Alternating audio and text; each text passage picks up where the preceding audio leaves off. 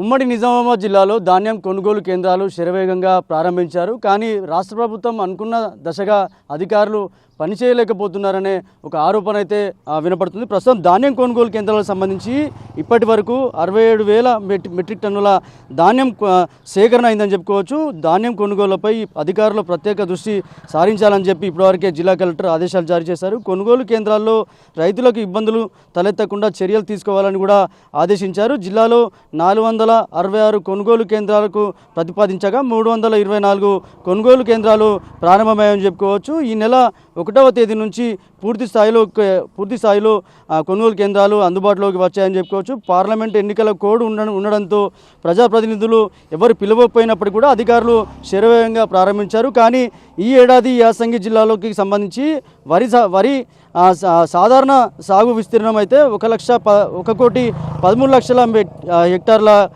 కాగా ఈసారి లక్ష్యానికి మించి ధాన్యం మెట్రిక్ టన్నులు వచ్చాయని చెప్పుకోవచ్చు. ఈ నేపథ్యంలో రాష్ట్ర ప్రభుత్వం అనుకున్న దశగా ఎవరైతే అధికారులు పనిచేయలేకపోతున్నారని చెప్పుకోవచ్చు. ఇప్పటికే ధాన్యానికి సంబంధించి ప్రైవేటు రైస్ మిల్లులకు ధాన్యం అమ్ముతున్న రైతులంతా కూడా కారణం కేవలం అంటే ప్రభుత్వం ఏదైతే కొనుగోలు కేంద్రాలు ఏర్పాటు చేస్తారో దాన్ని సీరియల్ నెంబర్ వచ్చేసరికి లేట్ అవుతుంది కారణంగా అంటే వర్షాలు ఎప్పుడు పడతాయో అనే రైతులు దిగులుతో ఈ ధాన్యాన్ని ప్రైవేట్ పరంగా అమ్ముతున్నారు. కానీ ప్రస్తుతానికైతే ధాన్యం కొనుగోలుకు సంబంధించి ఇప్పటివరకే రైతులు కూడా ఉన్నారు. ఒకసారి వారితో మాట్లాడించే ప్రయత్నం చేద్దాం.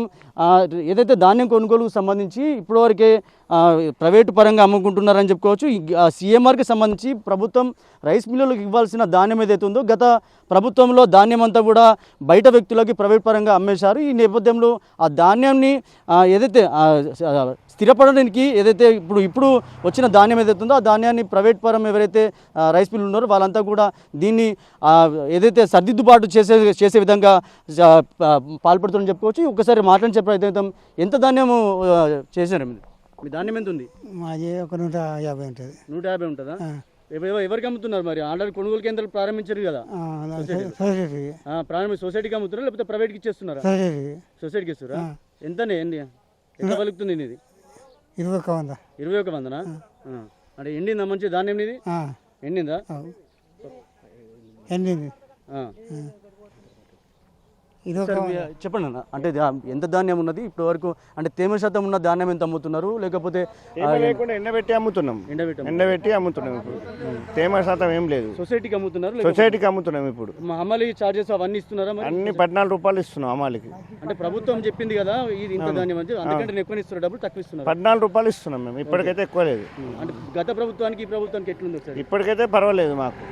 ఏదైతే ధాన్యం కొనుగోలుకు సంబంధించి ధాన్యం తీసుకెళ్లేందుకు ఏవైతే సంచులు ఉంటాయో ఆ సంచులు కూడా రావట్లేదు. కానీ ప్రైవేట్ పరంగా ఏదైతే అమ్ముతున్నామో వచ్చిన ధర ఏదైతే అంటే ఒకవేళ సడన్గా వర్షం కురిస్తే కనుక పండించిన ధాన్యం అంతా తడిసిపోతుంది, రైతులు నష్టపోతారని చెప్పి రైతులు ఆవేదన వ్యక్తం చేస్తున్న నేపథ్యంలో ప్రైవేట్ పరంగా అమ్ముతున్నాము.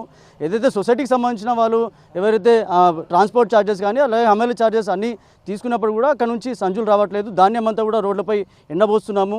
అందుకే ఒకవేళ వర్షం కురిస్తే కనుక ధాన్యం అంతా తడిసి ముద్దవుతుంది కాబట్టి ధాన్యాన్ని ప్రైవేట్ పరంగా అమ్ముతున్నాము. ఒకవేళ ప్రభుత్వం పరంగా అమ్మితే కనుక సీరియల్ నెంబర్ రావాల్సి వచ్చేసరికి ఆలస్యం అవుతుంది కాబట్టి ధాన్యాన్ని బయట ప్రైవేట్ పరంగా అమ్మేస్తున్నామని చెప్పి రైతులు ఆవేదన వ్యక్తం చేస్తూ ప్రభుత్వం త్వరగా ఒకవేళ ముందు కొనుగోలు చాలు చేస్తే కనుక ఇలాంటి పరిస్థితి ఉండేది కాకపోవచ్చు అని చెప్పి చెప్తున్నారు. ఇప్పటికైనా రైతులను ఆదుకోవాలని చెప్పి రైతులు కోరుతున్నారు. కెమెరా పర్సన్ సందీప్తో రాజేష్, బిగ్ టీవీ, నిజామాబాద్ నుంచి.